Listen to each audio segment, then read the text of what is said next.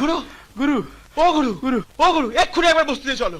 কেন, কি হয়েছে? কি গুরু কেলো হয়ে গেছে। আরে কি হয়েছে কি বলবি তো? বাইরের থেকে কারা যেন এসে সাইনবোর্ড লাগাচ্ছে আর জমি জায়গা মাপঝাপ করছে। হ্যাঁ, সে কি? চল তো দেখি। ঠিক আছে, হ্যাঁ। কিন্তু হাসপাতালের সঙ্গে কয়েকটা কোয়ার্টার্সের ব্যবস্থা করতে হবে। আপনি প্ল্যানের সঙ্গে অ্যাপয়েন্টমেন্ট Yes. করুন। শট শট দেখি।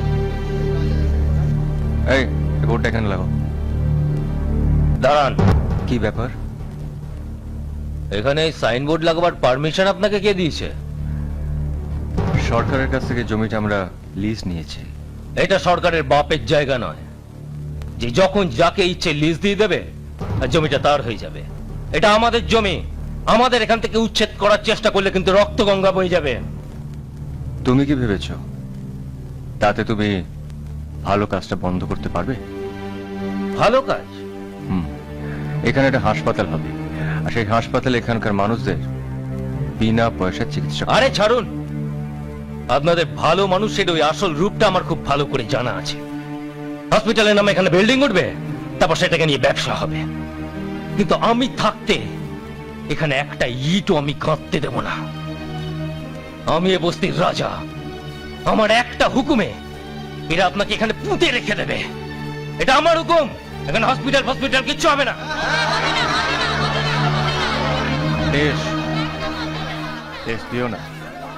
দিও না হাসপাতাল করতে। তবে আমি তোমাকে একটা প্রশ্ন করতে চাই। তুমি এদের রাজা হয়ে দাঁড়িয়ে আছো, অথচ কি পেরেছো তুমি এই মানুষগুলোর জন্য করতে? পেরেছো এই মানুষগুলোর মুখে হাসি ফোটাতে? পেরেছো এই মানুষগুলোকে সুস্থ রাখতে? সামান্য একটা অসুখ করলে এদের ভগবানের হাতে তুলে দিয়ে মরতে হয়। আর তুমি রাজা হয়ে দাঁড়িয়ে তামাশা দেখছো। মানুষের জীবন নিয়ে তামাশা করাটা আমি বন্ধ করতে এসেছি।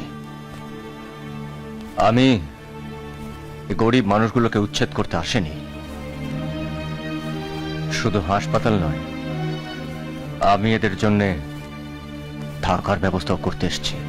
আরে দাঁড়াও।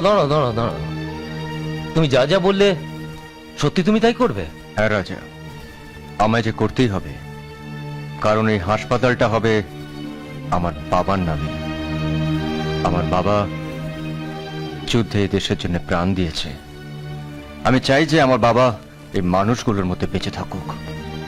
তাহলে আমিও তোমায় কথা দিচ্ছি বন্ধু, তোমার সব কাজে তুমি এই রাজাকে পাবে। আমাদের এখানে হাসপাতাল হবে। আর সেই আনন্দে কালকে আমাদের এখানে উৎসব হবে। ডাক্তারবাবু, কালকে আমাদের উৎসবে কিন্তু তোমায় আসতেই হবে। হ্যাঁ, আসবো, কারণ এখন থেকে তো আমি তোমাদেরই একজন। হ্যাঁ ডাক্তারবাবু, ডাক্তারবাবু,